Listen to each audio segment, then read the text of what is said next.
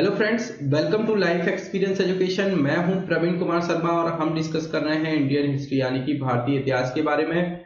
इसको हमने तीन पार्ट में डिवाइड किया है, जिसमें है ancient, medieval and modern India, यानी कि प्राचीन भारत, मध्यकालीन भारत और आधुनिक भारत। इसमें हम एंशियंट और मेडिवल वाला पार्ट आपके साथ क्वेश्चंस के थ्रू डिस्कस कर चुके हैं। अब हम बात कर रहे हैं मॉडर्न इंडिया और इसमें भी हम गांधीयन फेज के बारे में बात कर रहे हैं, जो कि गांधीयन फेज पार्ट 7 ये लेक्चर है। गांधीवादी युग जो कि 1917 से 47 तक चलने वाला है, ये हमारा लेक्चर नंबर 44 है। इसके पहले 43rd लेक्चर तक हम डिस्कस कर चुके हैं क्वेश्चंस के थ्रू, और अभी तक आपने यदि इनको नहीं देखा है तो जाकर जरूर देखें। जो आने वाली एग्जाम्स हैं आरआरबी एसएससी की, उसमें काफी आपको हेल्प मिलने वाली है। ये जो लेक्चर सीरीज है हमारी इंग्लिश और हिंदी दोनों ही लैंग्वेज में रहती है। तो आइए स्टार्ट करते हैं लेक्चर को बिना किसी देरी के क्वेश्चन नंबर फर्स्ट के साथ।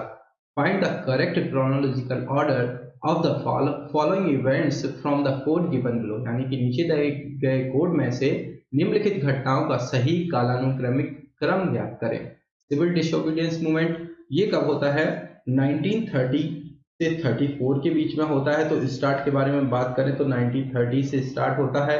उसके तुरंत बाद होते हैं इंडिविजुअल सत्याग्रह, क्योंकि सिविल डिसोबीडियंस मूवमेंट में क्या होता है, जो गांधी जी के द्वारा सॉल्ट लॉ तोड़ा जाता है, नमक सत्याग्रह तोड़ा जाता है, उसके बाद गांधी जी की जेल हो जाती है और इसके बाद सब अपने प्राइवेट इंडिविजुअल सत्याग्रह करते हैं। जरूरी नहीं है कि वो सॉल्ट लॉ के ऊपर ही हो, पर प्राइवेट सत्याग्रह ये यहाँ पर किया जाते हैं, इंडिविजुअल सत्याग्रह किए जाते हैं। तो इसके तुरंत बाद ये होगा क्विट इंडिया मूवमेंट। ये कब होता है? ये होता है 1942 में। और वहीं बात करें हम क्रिप्स मिशन, इसको क्या कहा गया था? इसको कहा गया था post dated cheque. Post dated cheque कहा गया था। और इसके बारे में कहा जाता है कि जो अगस्त ऑफर था उसको ही रिपीट किया गया था। तो ये क्रिप्स मिशन है, ये आता है मार्च 1942 में। और जो क्विट इंडिया मूवमेंट होता है ये अगस्त होता है, अगस्त में, 8 अगस्त 1942 में। और इसी में गांधी जी के द्वारा एक नारा दिया जाता है, डू और डाई, यानी कि करो या मरो का नारा इसमें दिया जाता है। तो करेक्ट क्रोनोलॉजी देखें हम तो फर्स्ट होता है सिविल डिसोबीडियंस मूवमेंट, उसके बाद तुरंत बाद इंडिविजुअल सत्याग्रह होते हैं, फिर क्रिप्स मिशन आता है और फिर आता है क्विट इंडिया मूवमेंट। तो 1 2 4 3 यानी कि एक को ये फॉलो करेगा। तो ए है करेक्ट आंसर। नेक्स्ट क्वेश्चन है the freedom fighter who died in jail due to hunger strike, यानी कि स्वतंत्रता सेनानी जो भूख हड़ताल के कारण जेल में मारे गए। तो ये कौन है? बिपिन। बात करें जतिन दास, जतिन दास यही इन्होंने क्या किया था, जेल के अंदर हंगर स्ट्राइक करा था और इनके वजह उनके कारण इनकी यहाँ पर मृत्यु हो जाती है। तो सी है इसका करेक्ट आंसर। नेक्स्ट क्वेश्चन है Who of the following said Mahatma Gandhi like फ्लेटिक phantom rises dust but not the level, यानी कि निम्नलिखित में से किसने का कहा महात्मा गांधी जैसे क्षण भंगुर धूल उड़ाते हैं लेकिन स्तर नहीं? तो ये कहा था बी आर अम्बेडकर जी के द्वारा। तो ए है इसका करेक्ट आंसर। नेक्स्ट क्वेश्चन की तरफ बात करें। 4 ये इवेंट्स दिए गए हैं, उनको क्रम में आपको जमाना है। चोरा चोरी एपिसोड सत्याग्रह है, जलियांवाला बाग मस्करे, रौलक सत्याग्रह और चंपारण। तो वहीं बात करें हम गांधी जी गांधीयन युग का कब से आगाज हुआ था, ये बात करें तो 9 जनवरी को गांधी जी आते हैं वापस इंडिया में 1915 में। और इसी को मनाया जाता है क्या?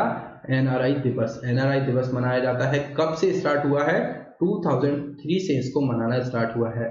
तो वहीं पर बात करें तो 1917 से 18 के बीच में ये 3 आंदोलन करते हैं जहां से इनकी वैल्यू बनती है। तो सबसे पहले है चंपारण सत्याग्रह, फिर आता है अहमदाबाद मिल्स वाला, और थर्ड आता है क्या?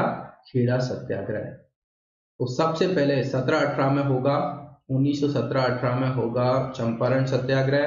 फिर रौलत एक्ट आता है 1919 में, रौलत एक्ट आता है 1990 में। और रौलत एक्ट जो आता है उसके विरोध में ये सत्याग्रह करते हैं। रौलत एक्ट क्या है? जो पुलिस है उसको अनलिमिटेड पावर दे दी जाती है, तो वो अपनी मर्जी से कुछ भी काम करते हैं, तो उसके विरोध में आता है रौलत सत्याग्रह। उसके तुरंत बाद ये होता है जलियांवाला बाग मस्करे नरसंहार। तो ये 1919 कब होता है? बात करें तो जो अप्रैल 30 बैसाखी का दिन था, 1919 में होता है जलियांवाला बाग नरसंहार। और चोरा चोरी के बारे में बात करें तो जो नॉन कॉपरेशन मूवमेंट था, यानी कि असहयोग आंदोलन, असहयोग आंदोलन, ये कब हुआ था? ये वाला आंदोलन ये 1921-22 के टाइम पर हुआ था, और उसके तुरंत बाद ये होता है चोरा चोरी। ये यूपी में ये प्लेस है एक चोरा चोरी, और इसमें गोरखपुर यूपी के आसपास है, और यहाँ पर 5 और फरवरी 1922 को ये चोरा चोरी कांड होता है।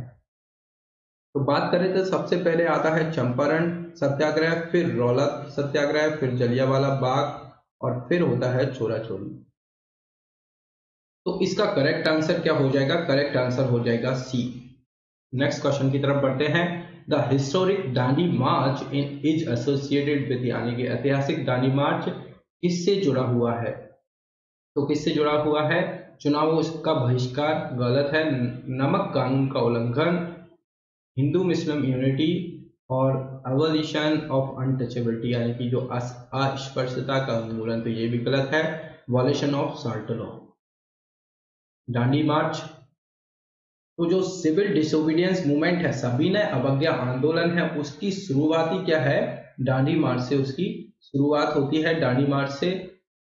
और इसमें जो गांधी जी स्टार्ट करते हैं साबरमती आश्रम से, रियल नेम क्या है? सत्याग्रह आश्रम। स्टार्ट किसके द्वारा किया जाता है? गांधी जी, सरोजनी नायडू और प्लस 77 अदर्स दांडी पहुंचते हैं ये नवसारी गुजरात में 6 अप्रैल 1930 में। और यहाँ पर क्या करते हैं? गांधी जी सॉल्ट लॉ को तोड़ते हैं। तो इसका जो दांडी मार्च है वो क्या किससे रिलेटेड है? Violation of salt law. तो बी इसका हो जाएगा करेक्ट आंसर। नेक्स्ट क्वेश्चन है, select the correct chronological order, यानी कि नीचे दिए गए निम्नलिखित घटनाओं में से सही कालानुक्रम का चयन करें। Poona pact, quit India movement, cabinet mission, Shimla conference. देखिए, क्वाइट इंडिया मूवमेंट 1942 में होता है। ये जो पूना पैक्ट होता है किस किस के बीच? Gandhi ji plus B.R. अम्बेडकर के बीच होता है। और ये कब होता है? सेकेंड राउंड टेबल कॉन्फ्रेंस के बाद होता है, यानी कि लगभग 1932 के आसपास होता है। वहीं कैबिनेट मिशन प्लान के बारे में बात करें तो ये कब आता है? 1945-46 के दौरान आता है, लगभग 1946 के दौरान आता है। और जो शिमला कॉन्फ्रेंस है, शिमला सम्मेलन है, ये होता है इसके तुरंत पहले 1945 में। इसमें क्या है? बेबल, बेबल कौन है? वाइसरॉय है, वाइसरॉय है बेबल। और इसमें क्या होता है, जो वाइसरॉय एग्जीक्यूटिव काउंसिल है इसको कंप्लीटली इंडियन बनाने का चलता है, डिफेंस ट्रांसफर करने के लिए चलती है इंडिया को, और एक्सेप्ट किसके? वाइसरॉय और कमांडर इन चीफ के। इसमें 14 मेंबर्स टोटल होंगे ऐसा बोला गया था, जिसमें कि 5 कांग्रेस की तरफ से, 5 होंगे मुस्लिम लीग, और 4 क्या होंगे? अदर्स। यानी कि जो 14 मेंबर थे इस तरह से इन्होंने डिवाइड किए थे। ये थी कुछ शिमला कॉन्फ्रेंस। तो यदि बात करें तो सबसे पहले होता है हमारा पूना पैक्ट, फिर होता है quite India movement second, third होता है कैबिनेट मिशन, इसके बाद आता है, यानी कि पहले 4th आएगा, फिर आएगा थर्ड, 1 2 4 3। तो ए को फॉलो करेगा, ए इसका है करेक्ट आंसर। नेक्स्ट क्वेश्चन है, which one of the following was favoured by Nehru but not favoured by Gandhi ji, यानी कि निम्नलिखित में से कौन नेहरू का पक्षधर था लेकिन गांधी का पक्षधर नहीं था? तो कौन सा है? ट्रुथ, सत्य, अहिंसा, अस्पृश्यता। ये तो गांधी जी के हैं पक्षकार, सत्य अहिंसा को मानते थे, पर ये हैवी इंडस्ट्रीज, भारी औद्योगिकरण को नहीं अपनाते थे, ये लघु उद्योग को मानते थे गांधी जी। तो डी हो जाएगा इसका करेक्ट आंसर। नेक्स्ट क्वेश्चन की तरफ बात करें, who among the following Pakistani national was awarded Bharat Ratna by Indian government, यानी कि निम्नलिखित में से किस पाकिस्तानी नागरिक को भारत सरकार द्वारा भारत रत्न से सम्मानित किया गया था?